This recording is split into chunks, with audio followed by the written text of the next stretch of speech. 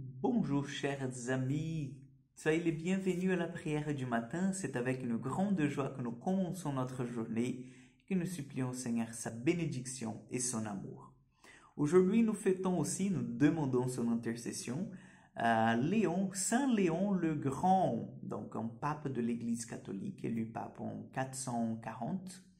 Et si vous voulez, le contexte historique n'était pas très bon. Donc, c'était l'époque des invasions barbares à l'Empire romain, notamment à Rome, qui mettaient en péril aussi l'annonce de la foi et la culture en fait romaine qui était vécue jusqu'à ce moment et le début de l'expansion du christianisme. Donc, le pape Léon, il a dû faire face à ce nouveau peuple qui arrivait, qui ne partageait pas du tout les mêmes convictions, la même foi.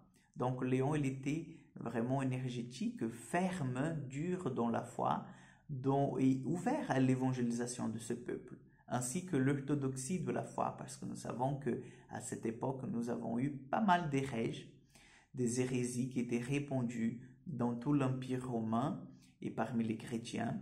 Donc Léon, il a aussi beaucoup lutté contre les hérésies, les premières hérésies, notamment les hérésies qui viennent attaquer la divinité du Christ. Donc, demandons son intercession pour que nous puissions nous aussi être vraiment orthodoxes au niveau de notre foi et endurer les combats que le Seigneur nous appelle aujourd'hui. Amen. Au nom du Père, du Fils et du Saint-Esprit. Amen. Je vous salue Marie, pleine de grâce, le Seigneur est avec vous. Vous êtes bénie entre toutes les femmes, Jésus, le fruit de vos entrailles, est béni. Sainte Marie, Mère de Dieu, priez pour nous pauvres pécheurs, maintenant et à l'heure de notre mort. Amen. Notre-Dame de Lourdes, priez pour nous. Nous allons prendre l'évangile de Luc, chapitre 17, versets 20 au 25. En ce temps-là, comme les pharisiens demandaient à Jésus quand viendrait le règne de Dieu, il prit la parole et dit, « La venue du règne de Dieu n'est pas observable. On ne dira pas voici, il est ici, ou bien il est là. En effet, voici le règne de Dieu, il est au milieu de vous. » Puis il dit aux disciples, de jours viendront où vous désirerez voir un seul de jour du Fils de l'homme, et vous ne le verrez pas. On vous dira, voilà, il est là-bas, ou bien voici, il est ici. N'y allez pas, n'y courez pas. En effet, comme l'éclair qui jaillit illumine l'horizon d'un bout à l'autre, ainsi le Fils de l'homme, quand son jour sera là. Mais auparavant, il faut qu'il souffre beaucoup et qu'il soit rejeté par cette génération. Acclamons la parole de Dieu. Chers frères et sœurs, aujourd'hui nous devons apprendre quelque chose de très important avec cet évangile. Le Seigneur nous dit, le royaume de Dieu, en même temps qu'il se manifestera par des signes, en même temps, il ne va pas suivre un protocole. Qu'est-ce que cela veut dire? Cela veut dire que le royaume des cieux ne veut pas suivre un ordre chronologique des événements qui vont nous montrer qu'il est là parmi nous. Non.